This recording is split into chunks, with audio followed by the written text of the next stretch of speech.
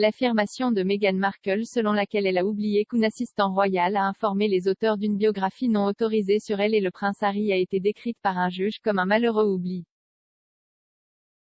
La duchesse de Sussex s'est excusée lors d'une audience le mois dernier pour avoir induit le tribunal en erreur quant à savoir si des informations avaient été fournies aux auteurs de Finding Freedom.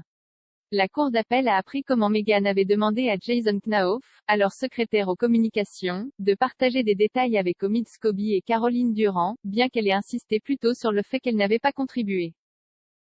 L'éditeur de The Mail on Sunday a perdu aujourd'hui son appel contre une décision en faveur de la duchesse concernant la publication d'une lettre personnelle à son ex-père Thomas Markle.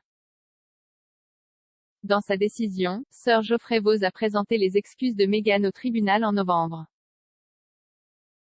Il a déclaré « C'était, au mieux, un malheureux oubli de sa part ».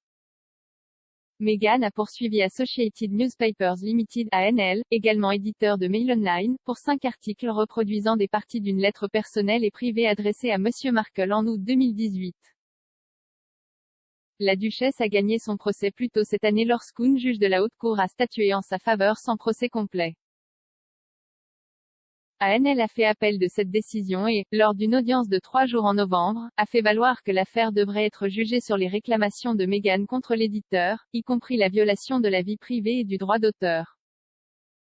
Mais dans une décision rendue jeudi, Sir Geoffrey, Dame Victoria Sharp et Lord Justice Bean ont rejeté l'appel de l'éditeur. En lisant un résumé de leur décision, Sir Geoffrey a déclaré « Il était difficile de voir quelles preuves auraient pu être produites au procès qui auraient changé la situation.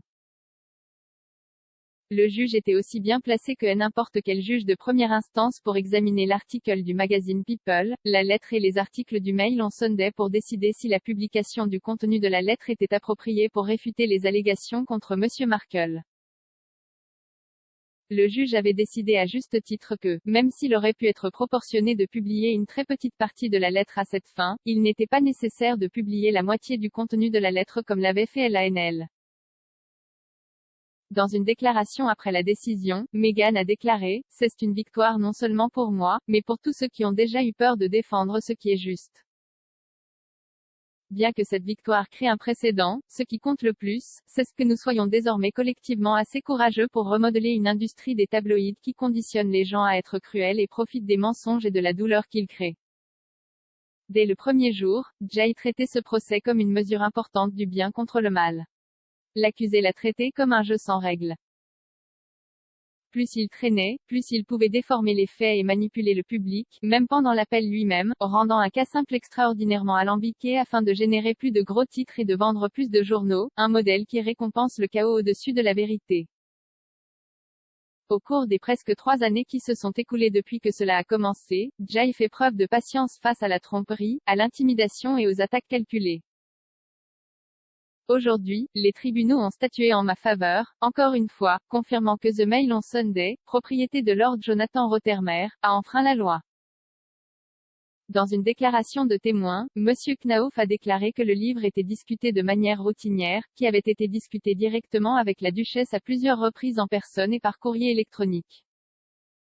Monsieur Knauf a également discuté de la planification d'une réunion avec les auteurs pour fournir des informations de base et a déclaré que Meghan lui avait donné plusieurs points d'information à partager avec eux.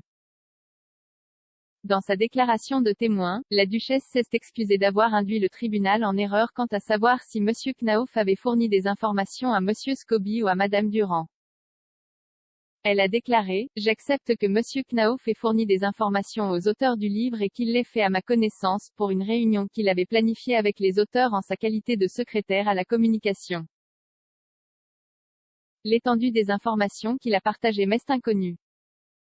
Quand Jay a prouvé le passage, je n'ai pas eu l'avantage de voir ses emails et je m'excuse auprès du tribunal pour le fait que je ne me souvenais pas de ces échanges à l'époque. Je n'avais absolument aucune envie ou intention d'induire en erreur l'accusé ou le tribunal.